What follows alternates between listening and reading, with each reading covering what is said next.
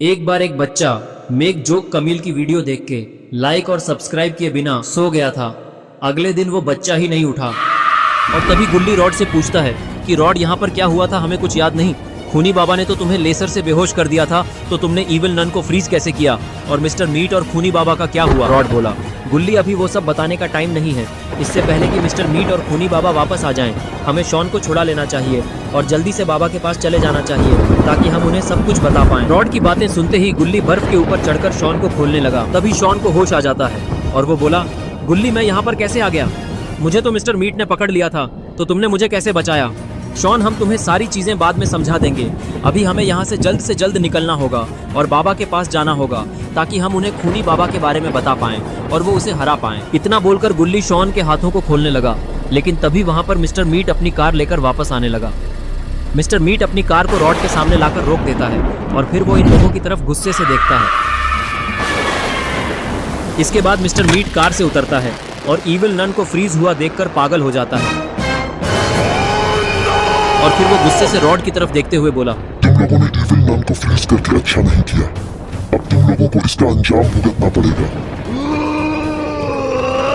इसके बाद mister meet गुस्से से दौड़कर इन लोगों के पास जाता है और गुल्ली की तरफ देखता है। तभी गुल्ली बोला कि तुम यहाँ से चुपचाप वापस लौट जाओ, अगर तुम हमें बिना नुकसान पहुँचाए यहाँ से चले गए तो हम तुम्हें कुछ नहीं करेंगे, और अगर नहीं गए तो रॉड इविल नन की तरह तुम्हें भी फ्रीज कर देगा। ये सुनकर मिस्टर मीट भड़क गया और रॉड की तरफ मुड़ा और उसे गुस्से से उसकी गर्दन पकड़कर उठा लिया। लेकिन तभी गुल्ली ने मिस्टर मीट को एक जोरदार पंच मारा, जिससे मिस्टर मीट रॉड को छोड़कर नीचे गिर गया और बेहोश हो गया। इसके बाद गुल्ली शॉन के हाथ और पैर को खोलने लगता है और शॉन आज़ाद होते ही बर्फ पर बैठ जाता है और वो गुल्ली से काफ़ी गुस्से में बोलता है, गुल्ली मुझे इस मिस्टर मीट से पुराना हिसाब पूरा करना है, मैं इसे छोड़ूंगा नहीं। इसने मेरे पिछवाड़े पर लात मार मार कर मेरा पिछवाड़ा लाल कर दिया है, अभी भी दर्द हो रहा मुझे, इसलिए तुम लोग अपनी अपनी पोजीशन ले लो। इसके बाद गुल्ली बुल्ली और रॉड अपनी अपनी पोजीशन ले लेते हैं और शॉन कार के बोनट पर चढ़ जाता है। रॉड ने कहा, शॉन जल्दी से अपना काम शुरू करो और इस मिस्टर मीट का काम तमाम कर दो। ये सुनकर शॉन मिस्टर मीट से बोलता है कि तुमने हमें बहुत परेशान किया है मिस्टर मीट, इसलिए आज हम तुम्हें ऐसा सबक सिखाएंगे कि तुम दोबारा हमसे पंगा लेने से पहले 100 बार सोचोगे। और बस फिर क्या था, बच गई मिस्टर मीट की पुंगी। लेकिन तभी मिस्टर मीट के बर्फ से टकराने की वजह से इविल नन की बर्फ टूट जाती है और वो आज़ाद हो जाती है। और फिर वो गुल्ली बुल्ली शॉन और रॉड की तरफ देखने लगी, वो लोग भी उसे ही देख रहे होते हैं। इसके बाद इविल नन गुस्से से रॉड की तरफ बढ़ती है उस पर हमला करने के लिए, लेकिन वो मिस्टर मीट के पैर से टकराकर कार के बोनट पर जाकर गिर जाती है। इसके बाद शॉन उसके पास आता है और उसे पीछे खींचने लगता है, जिसकी वजह से इविल नन बोनट से नीचे गिर जाती है। इविल नन को नीचे गिरा हुआ देखकर शॉन और रॉड अपनी अपनी पोजीशन ले लेते हैं और इविल नन की दोनों टांगे फैला देते हैं और फिर गुल्ली और बुल्ली कार के बोनट पर खड़े होकर इविल नन की सुताई के लिए तैयार हो जाते हैं और उसे गुस्से से देखने लगते हैं। और फिर एक एक करके दोनों ने इविल नन की बैंड बजा दी।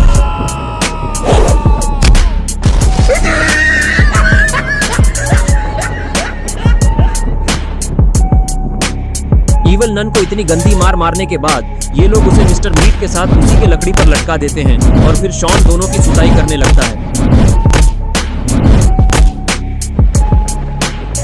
जब शॉन का मन भर जाता है तो रॉड उन दोनों को फ्रीज कर देता है।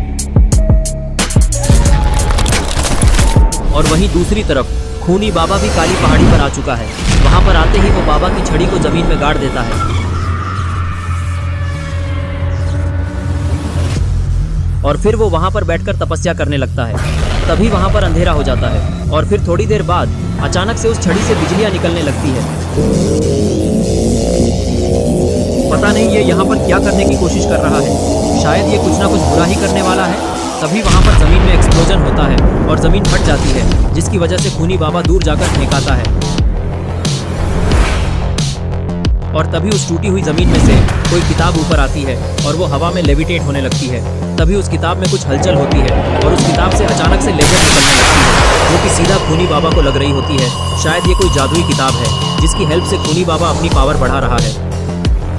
इसके बाद खूनी बाबा और भी ज़्यादा पावरफुल होकर नए रूप में ट्रांसफॉर्म हो जाता है और इस रूप में आते ही वो काफ़ी ज़ोर ज़ोर से हंसने लगता है, क्योंकि अब शायद इसे कोई नहीं हरा सकता। इधर गुल्ली बुल्ली रॉड और शॉन बाबा के घर पर जाने का फैसला करते हैं और फिर गुल्ली बुल्ली और रॉड की वैन में जाकर बैठ जाते हैं। लेकिन शॉन को समझ नहीं आ रहा होता है कि वो वैन से जाए या फिर किसी और से। वो पीछे देखता है तो मिस्टर मीट की कार खड़ी रहती है और कार को देखते ही उसके दिमाग में आइडिया आता है, क्यों ना मैं इसी कार से चल चलूं। और यही सोचकर शॉन कार में बैठ जाता है और कार का गेट बंद करता है। इसके बाद ये चारों लोग वहां से बाबा के घर की तरफ निकल जाते हैं।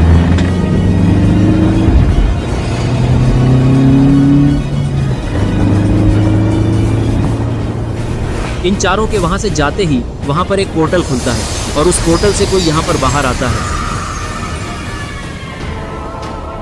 खूनी बाबा इविल नन और मिस्टर मीट की तरफ देखता है और उनकी ऐसी हालत देखकर वो बहुत ही ज्यादा गुस्से में आ जाता है और फिर वो जोर से चिल्लाता है,